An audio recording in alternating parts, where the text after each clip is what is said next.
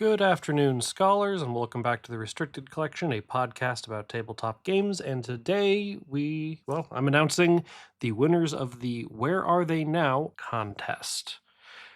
I received 4 entries for this. I wasn't actually sure how many I was expecting when I put this out there. I know I'm not that big of a podcast by any means, but I received 4 entries. I had the panel of judges from library administration take a look at it and compile the scores. So I think for fun, I'm just going to read them in the order they were submitted, and then I'll announce the first place and second place after that, and I'll contact the winners shortly thereafter.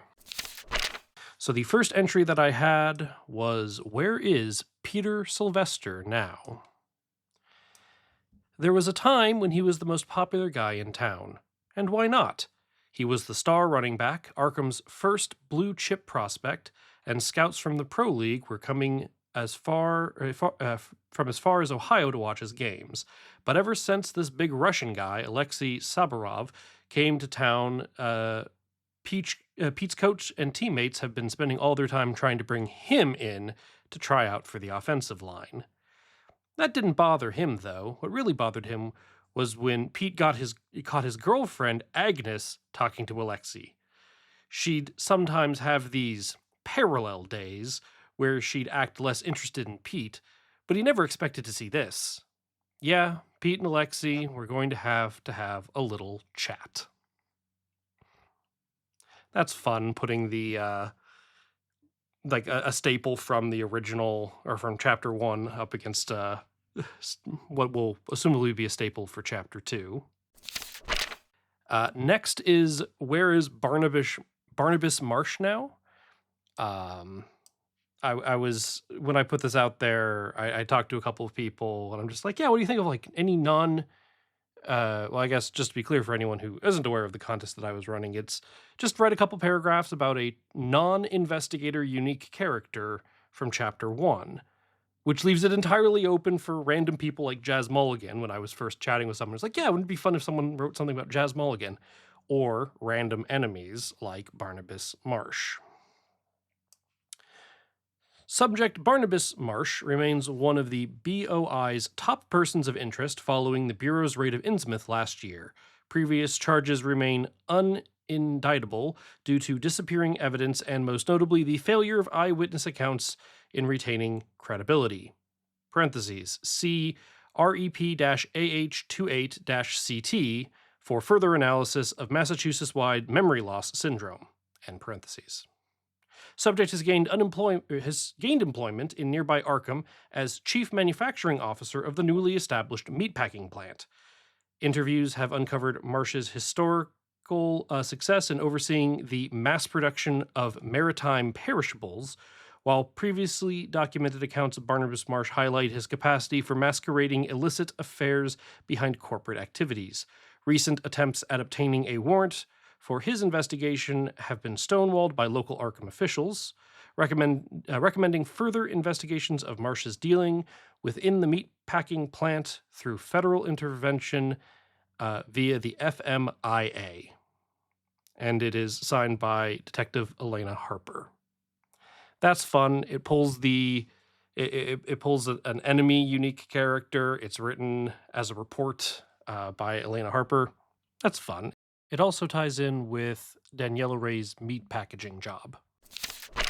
Where is Lita Chantler now was the third submission. She walks now in the woods, far from your house. Me reading this out loud, I would like to note that your house is capitalized as if it were the proper noun because it's the location. Sorry. She walks now in the woods far from your house, stepping lightly over fallen trees and making no sound as she walks upon dead leaves. She turns and weeps in anguish, still hearing the scratching of ghouls below. There are twigs in her red hair and a glazed look on her face. Her skin is marked by scorches, horrid slashes, and the deep marks of fangs. They do not hurt her, and they do not bleed. Not anymore. But the betrayal of those would-be heroes with whom she allied, those villains who sacrificed her to save themselves just when victory was within her grasp, yes, that pain she feels most intensely.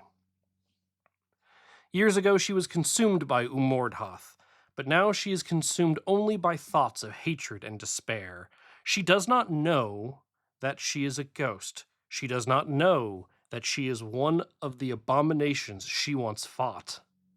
All she knows is that there are still investigators in the city who still wish to do some good to rid Arkham of monsters. Other ones than the ones who betrayed her, but still, they are all the same. All the same. One day they may hear rumors of her. One day they will come. They will come to the woods, and when they do, Lita, what is left of her, will point at them and scream and take a grotesque and fitting revenge. Yeah, that one's fun too. I mean, they're all fun.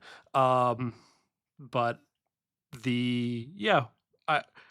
interesting that it's not just what happened to Lita Chandler, it's what happened to the Lita Chandler that we all at some point chucked into Immortoth. Okay, and then the last entry that we have, so we have where is the Black Cat now? After barely stopping the newest Mask of Nyarlathotep to lay chaos in both the waking world as well as the Dreamlands in 1925, the Black Cat realized that he needed to take the matter into his own paws to preserve the order. Me reading it out loud note, it is HA ... pause. The Black Cat traversed the waking world, literally awakening his fellow felines to the greater senses that the cats in the Dreamlands have, creating an inconspicuous red of spies in both worlds. It is then a few years later in the dreamy city of Ulthar, just beyond the crazy forests that surround it, and up the thousands of steps that the cats from all over the place, doesn't matter if from Ulthar, Arkham, or Saturn, gather along every now and again and share their newfound knowledge. Latest info has it that the Red Coterie has set afoot some nefarious plan amongst Arkham's rogues. Seems like a fitting first job for the Black Cat to keep watch. This one's interesting because it's Black Cat making its own information network and then taking this very Dream Eaters focused character and setting it up against the Red Coterie, the I don't want to say nefarious, but the rather shrouded organization of the Scarlet Keys. We have some cross-campaign lore being built here. That's fun. I hope you enjoyed listening to those as much as I enjoyed receiving them and reading them.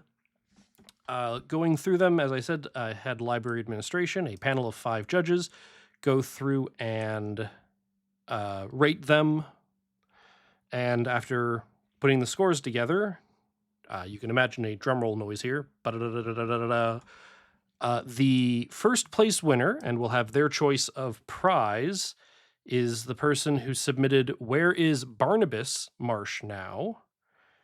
And the second place, who will receive the other prize, is Where is Lita Chandler Now?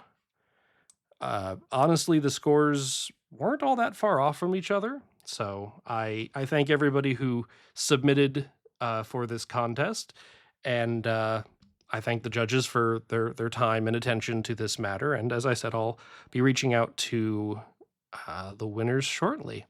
I hope to have, not super often, but I hope to have more contests like this in the future just for fun. And yeah, if anybody has any questions or comments or anything, feel free to reach out to me at therestrictedcollection@gmail.com.